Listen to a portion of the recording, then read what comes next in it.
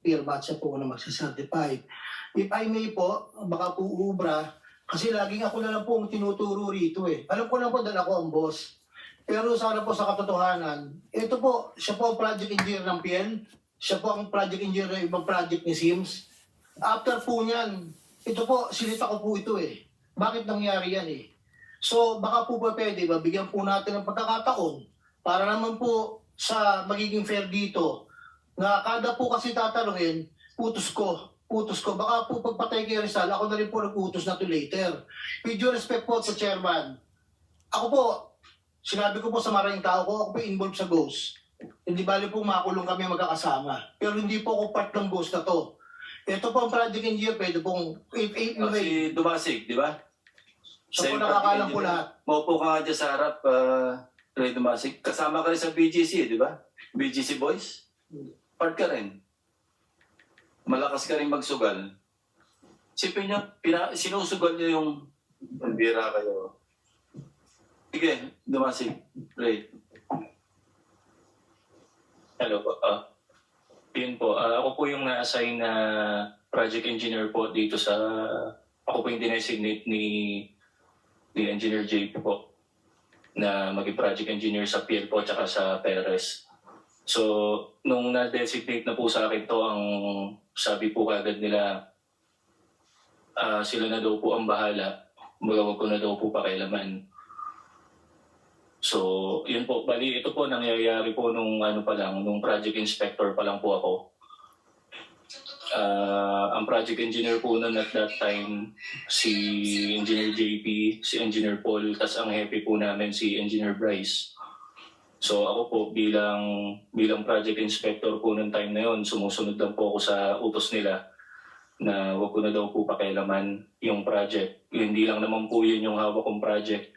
So, pirma ka lang na ng pirma. Huwag mo nang pakialaman, pipirma ka na lang. Actually po, ng project inspector po, wala pa naman po akong pinipirmahan at that time, more on site visit lang.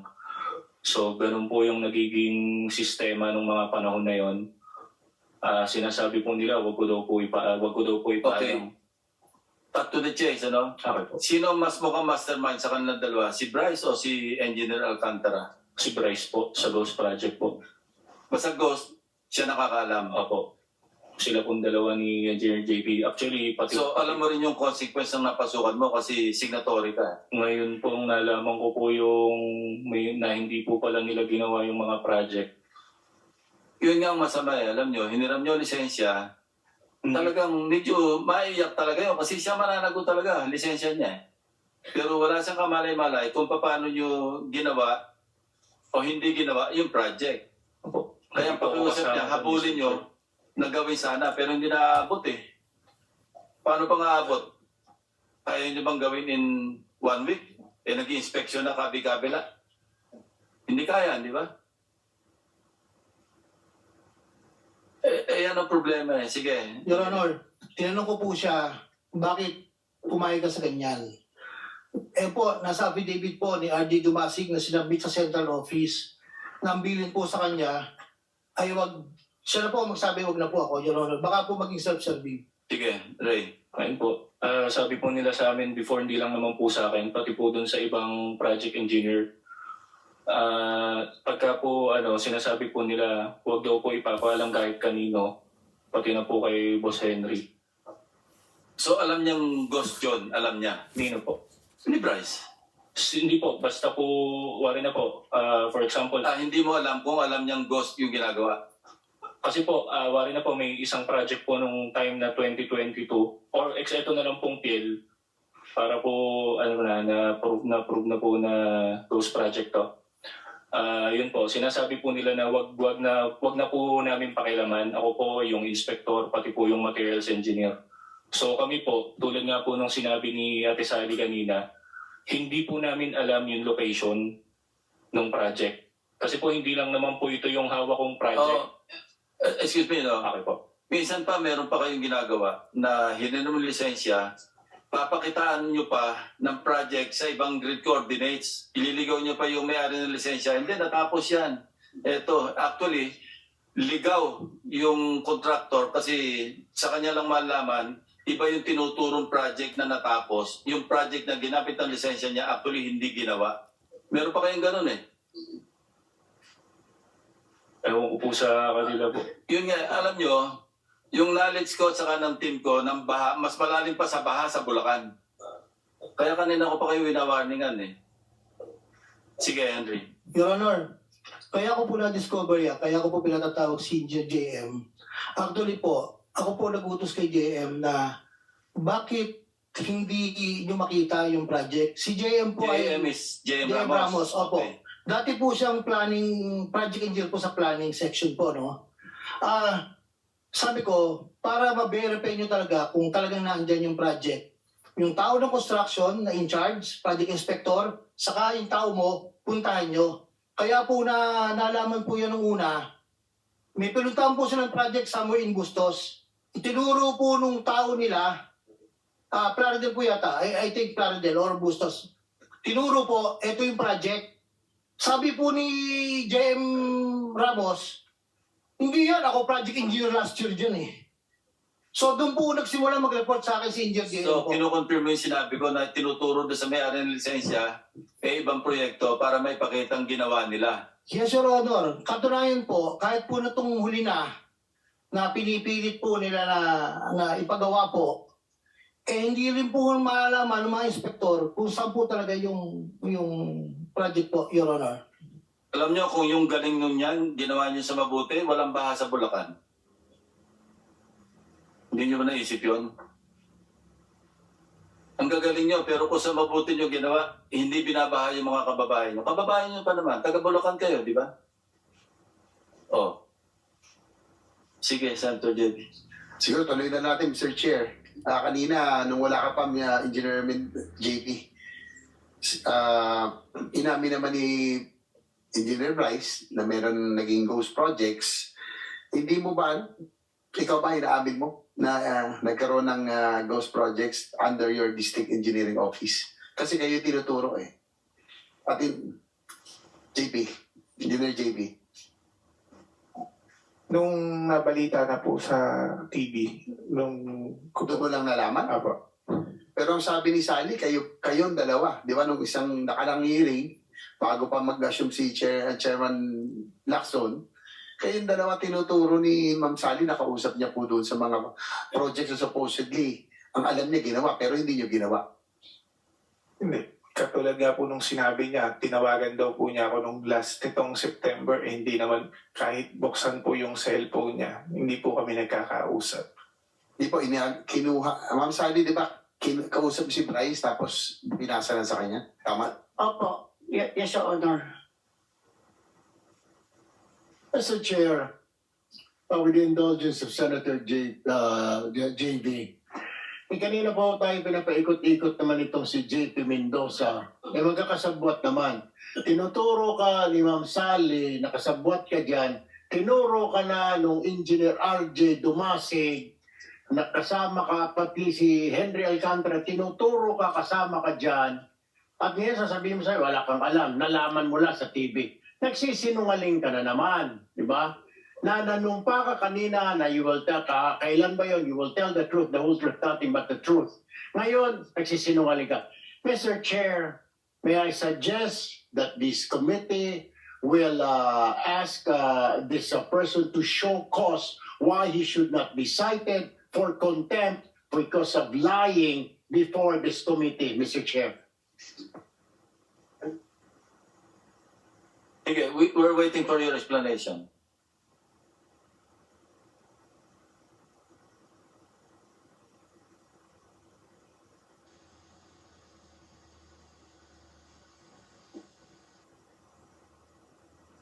Sir, gaya nga po nung sinabi ni Engineer Bryce kanina, ito po kasi yung tinatawag na in-house in-house Contracting. contractor. Kumbaga, ang magkakasosyo po dito, ang Sino-sino? pinamumunuan po ni Boss na yung 40% sa share, 20% po si Boss Bryce, 20% po sa akin, at 20% po si Engineer Paul Duya po. So, ibig sabihin, pag in-house, papel lang yun, no? Hindi nagkaroon ng proyekto, kayo lang gumawa. Ginamit niyo yung lisensya ng contractors. Hindi naman po sinasabing Hindi ghost. siguro lahat. Hindi naman lahat ghost, Ginagawa. pero merong pang sports. Ang sinabi ko, at merong pang pamilya. Yung pang pamilya, yung para may ipakita. Yung pang sports, yun yung talagang lahat kinukubra. Tama ba? Hindi naman po, sir. Kumbaga, yun naman po, tuloy-tuloy naman po yung ginagawa. Minsan, di ba sa laki nga po ng obligasyon, kaya minsan ito lang yung inaabot na trabaho. Kasi kung makikita nga po natin sa breakdown, 25 to 30 ang sa proponent, babawasan ng tax ng 7%, mag-SOP sa opisina ng 8.5%, magbibidding ng 6%, may bayad po sa testing ng 1%, magro-royalty ka pa po ng 3%, may overhead ka pa po. Kung tutuusin niyo po, parang nasa Ilan yung total? Wala nang natira. parang nasa 22 point something na lang po yung matitira sa Kaya kayo nag-ghost. Kasi hindi na kayang ma-recover. Tama ba? Ay sasabihin yata si Engineer Your Honor, if we're going to compare po, let us just try to compare. Bakit po yung mga ibang contractor na hindi under ng SIMS, hindi under ng Wawaw, natatapos po ang project? And yung mga project lang po yun, ang naka-assign na project engineer, hindi po nila mga bata yun. So, just let's be factual na po. I'm really asking the Honorable Chairman po. Ang dami pong contractor doon na gumagawa, bakit po natatapos po nila? Ibig po sabihin, kung sinasabi po na yung mga dahilan ay ganun, ang dami pong contractor na nakatapos po ng project na maayos po. Tanging yung lisensya lang po ni SIMS, ni Wawaw, meron naman pong project po si Wawaw na sarili niya po, natapos naman po niya. Iyon lang po yung point ko rito. At kung sinasabi niya po nakasama nila ako dyan, pero Honor, katasabi lang po ng project engineer na ibinibili na wag sasabihin kahit kanino at lalong-lalo po sa akin. Paano po, lagi na lang po kasi gano'n yun, Honor, medyo pasensya na po kayo Gusto ko po talaga lumabas sa katotohanan dito na yung mag-ghost project na yung pinag-uusapan po natin kung sino po talaga ang pasimulo dyan. Salamat Chair, po. if I may, with the indulgence of Senator JB, ang problema sa iyo kasi, Mr. Alcantara, ikaw yung hepe. Tama? Dapat ini-inspeksyon mo. Pangalawa, kung mo sabihin wala kang kanalaman, nandun ka sa limpak-limpak na pera na iniimpake. Sana tinanong mo, saan galing ito mga iho? Napakarami naman. Kung sabihin hulog ng langit yung pera na yon. So it must have come from somewhere. It must have come somewhere na illegal. Kaya napakadaming pera. Kaya huwag mong sabihin at huwag kang magmamalinis dito na sila lang, puro sila din naman. But man, ikaw yung hepe. Dapat doon pa lang kagad nakita mo na napakaraming pera. You would have stopped them. At maging itong si Dumasig, huwag ka magpa-santo-santo yung mukha dyan. Ano ka, tanga? Engineer ka? Hindi mo malang sinumbong sa proper authorities? May chain of command, merong tumahimik ka muna dyan, Bryce Hernandez, huwag ka muna sumasagot-sagot. Ikaw Dumasig, you could have went to Metro Manila sa office ni Secretary. Unless kasabwat din ninyo ang Secretary. O hanggang wala ka ng tiwala, doon kay RD.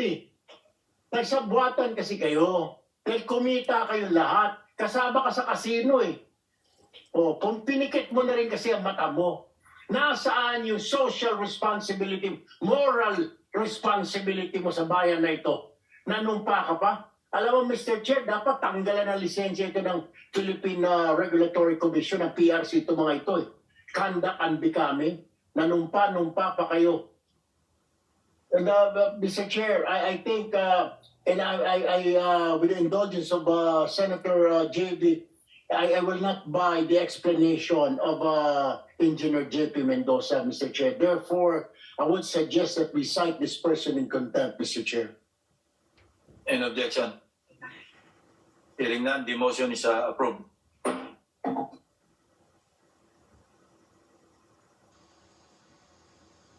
Go ahead, Bryce.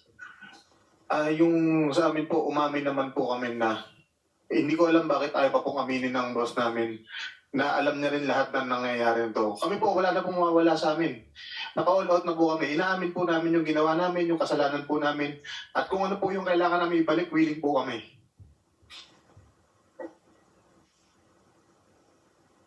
Inyo pa sinasabi kung sino yung lahat ng mga proponents, sino yung pass-through, sino eh. Kulang pa yung inyong salaysay. Your Honor, sabi ko nga po, wala pa lang po akong hawak na matibay na ebidensya para makapagturo po. Ayoko pong magturo ng dahil gusto ko lang. Pag piles of cash, naka-party-party na, wala ka man lang malay. Isa lang yung sinabi mo, o may pinagtatakpan ka ba o ano? Wala pong pagtatakpan, Your Honor. Bali doon po kasi sa pile of cash na magkakaiwat. Okay, si magkakaiwalay. Engineer Alcantara, hindi mo na rin maitatatwa, maitatanggi, kasi nasa harapan mo yung piles of cash. More or less, alam mo rin kung paano yung, kasi ikaw ang district engineer eh. At ikaw rin tinuturo, nakausap kung sino-sinong tao. Kanino para sa proponent, kanino para kay, may mayor pa nga nababanggit eh. Alam mo rin yun eh, maski itanggi mo na wala kang kamali-mali sa pera, eh hindi naman doctor yung photograph eh. Inamin mo na rin, ikaw rin yung nasa harap ng katakot-takot na pera dun. Hanggang ngayon, hindi ko pa nga maipaliwanag kung bakit baliktad contractor ay nagbabayad sa DPWH. Dapat DPWH ang nagbabayad sa contractor. Tapos cash pa yung bayad. So nasaan na tayo? Mr. Chairman, yung bang disbursement lahat doon sa district, dapat nakapirma yung district engineer. Your Honor, Engineer Alcantara. yes po, after the accountant has signed, I will sign po. Ako po yung pinakahuli, Your Honor. So therefore, lahat ng mga ginawa nito mga ito, napirmahan mo. Yes po, I admit, Your Honor. Siguro Mr. Chair, tapos na po ang oras ko, pero si Ma'am Sally, dahil ayaw naman umamin nila na pag-Engineer Alcantara to Bryce and JP, kung yung pong natin, kung sino mas mataas at kung kanino pa rin alokasyon, yung pong limpak-limpak na salapi. Ma'am Sally, kayo po nag-deliver doon, para kanino po ba talaga yun? Yung po pinakita po ni Engineer Bryce na pera sa lamesa, hindi ko po yun alam. Basta po ako po, pag nakakakolekta po, sinasabi po nila, Sally, pumasok na yun sa account mo. Dalhin mo na dito sa office ko. So yun po, dinideliver ko lang po doon sa office niya. Mismo si Engineer Bryce po ang nagre-receive noon sa amin. Minsan po, pag wala siya, sabi niya, iwan na lang doon sa staff niya. Yung huli po kasi sa staff po niya. O kaya naman po, pag minsan, pag wala po siya, dalhin daw po sa bahay nila sa Santa Maria. So, nagdadala din po ako doon.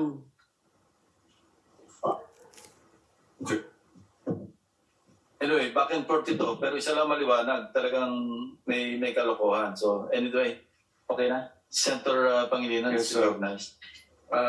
Kay Ginoong Alcantara, ikaw ang huling pumipirma, tama? Yes po, Your Honor. Bago ma-release yung pondo. Or Yes po. may tinatanggap ka bago ka pumirma. Wala po, sir. Yung po kasing LDAP na dokumento, dumadating na po sa office ko yun. Marami po yun, Your Honor. Basta po nakapirma yung accountant, it means na okay na po yun. Pinipirmahan ko na po. So ibig sabihin, sinasabi mo ngayon na sa bawat pirma mo, hindi ka tumatanggap. Yes, Your Honor po. So- Automatic, pag dumating po ang papel, pinipirmahan ko po yun, Your Honor. Hindi. Basta hindi ibig sabihin dun sa pagpirma mo, wala kang walang ibinibigay sa'yo. Pero ikaw ay pipirma nung final, anong tawag doon? LDAP po, LDAP. LDAP, Yes po, Your Honor. na walang kapalit. Wala naman po, Your Honor. Saan galing yung pinagsusugal mo? Kung walang kapalit yun. Your Honor, ako naman po matagal nang nagtatrabaho. May ipon naman po ako. At nakadeklara po sa alin ko, may restaurant naman po ako at may hanap buhay naman po. Huwag ka na pumunta sa salin, lalo ka madidiin. Hindi po ako. Ibig sabihin Kasi po, yung restaurant na po. ang cash to chips mo nga, 1.4 billion. 1.428 billion to be exact over a period of 3 years. Your Honor, kung Kasalan papayagan, mo 150 million, kung 150,000. papayagan niyo po kung doon sa chips po na sinasabi niyo po. Actually, Official record yun. Opo. Huwag ka na makipagtalo dun. hindi po. Ang ano ko lang po, Your Honor, kasi po yung card na ginagamit po sa casino, hindi naman po namin hawak po yun. Pag po nagpapalit kung kani-kanino, minsan po kung sino pong magamit, katulad din po nung sa iba, nagagamit po yung card. Yun lang po, Your Honor. Wala naman po akong question po dun sa presentation niyo. Salamat po. Huwag mo na magdiin sa alin kasi malayo. Lalo ka pa madidiin, engineer. Huwag na. So, tama ba yun, Engineer Bryce? Wala siyang tinatanggap sa mga pinipirmahan niya? Hindi po, Your Honor. O ano sistema ng bigayan? Sa opisina po, yung bukod pa po tayo, yung obligasyon pa lang po sa opisina na 8.5% pagka ibinabalik po ng kasingilang contractor. Meron na kagad siyang 3.5 to 4% po doon.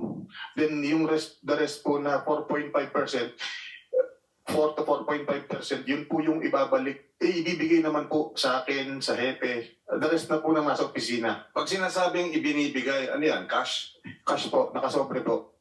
Tapos, sinong tumatanggap para kay Mr. Alcantara? Bali, binibigay po ito yung 8.5% pag binibigay po dun sa accountant namin, din yung accountant po namin ng nagbibigay separately kung kani-kanino Sino po. yung accountant? Pangalan? Ano po, sa accountant, Juanito Mendoza. So si Juanito Mendoza ang siyang tumatanggap at dinidistribute 8.5% kay Engineer Alcantara, 4.5% sa inyo, gano'n? Hindi po. Total po yung 8.5%. Okay. Yung 4% po doon kay Boss Henry. Tapos Okay. So si Juanito Mendoza, ano? Juanito Mendoza po. Mendoza rin, kamag-anak ba ni... Hindi po sila magkamag-anak. Okay. Siya ang tumatanggap at siya ang nagdi-distribute sa loob ng envelope kay Alcantara sa inyo. Sa inyo lahat, gano'n? Opo. So, Mr. Chairman, patawag din natin si Mr. Juanito Mendoza. Opo. Your Honor, may I add po? Kasi po, meron po kasing instruction si Boss Henry sa accountant po namin. May instruction po si Boss Henry sa accountant namin na pakolektahin kahit walang papel, to follow na lang. Kaya kung makikita nyo po, napakarami pong backlog sa opisina namin. Basta ang instruction mo ni Boss Henry, pag sinabi kong pakolektahin yan, pakolektahin, to follow na lang lahat ng papel. Kaya puro backlog po sa office namin. Mr. Chairman, according to your secretariat, naimbitahan na si Mr. Juanito Mendoza pero hindi humarap. So baka pwedeng isabina na. Mr. President, with the approval of the Senate President. Saka bagong bypass lang po, Your Honor. Si Juanito Mendoza po. Plastic po siya na bypass.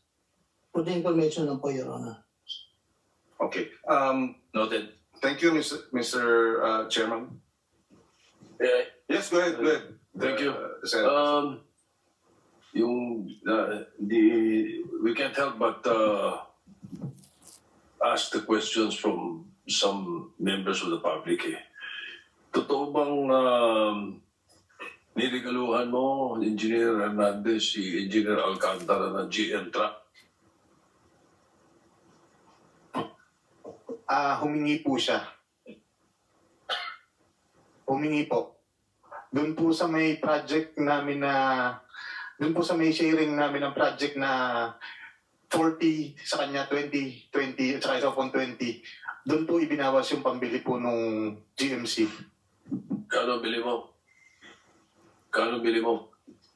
Parang ano po, nasa mahigit po sa 10 million.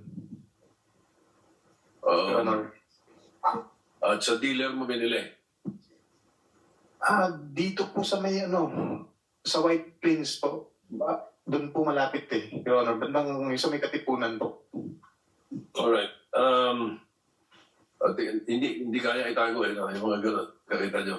Hindi maitatago Okay. Ano nangyari dun sa August 3 confrontation nyo? Pinatawag po kami ni Boss. Meron po akong sinulat. Okay lang po babasahin ko na po.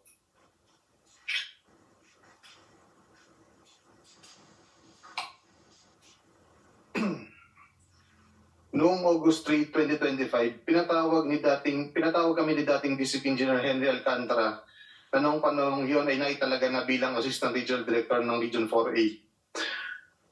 Ang buong opisina upang pag-usapan ng issue ng flood control projects sa aming distrito. Nagulat na lang po kami ng kaming dalawa ni Engineer JP Mendoza na pinapaako po sa amin dalawa lang ni JP Mendoza ang problema sa mga flood control projects. Siyempre po hindi po kami pumayag. Doon po nagsimula ang paninira at pagdiin sa amin sa mga anomalya. At pinalalabas si D. Alcantara na kami lang ang mastermind ng lahat at wala siyang alam.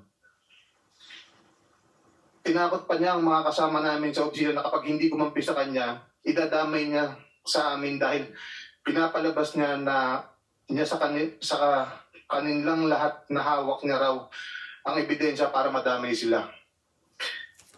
Kaya sila napilitang kumampi kay D. Alcantara para kami na lang ang idiin nilang lahat. Kumbaga kami po ang sakripisyo. Yung ibang empleyado naman po na kumampi sa kanya dahil sa utang na loob. Tulad po ni Engineer R.J. Dumasig na nilagay ni D. Alcantara sa posisyon ng kanyang asawa bilang isang permanent. At ngayon po, ginawa na rin pong hepe ng nasa Bulacan 3rd Engineering Office.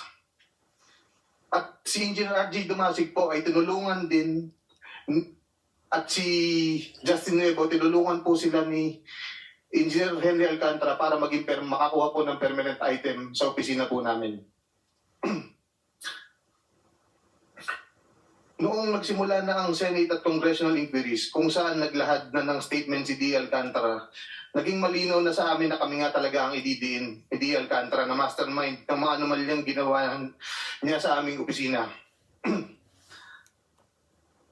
Minarapat namin magpunta sa Senate inquiry noong September 8, 2025 upang bigyan linaw ang mga issue na aming kinakaharap.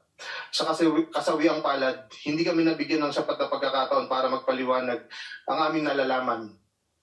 Bagkus parang kami ang naging primary suspects at sa ginagawang investigasyon. At ito nga po ay nauwi sa pagkukontempt po sa akin.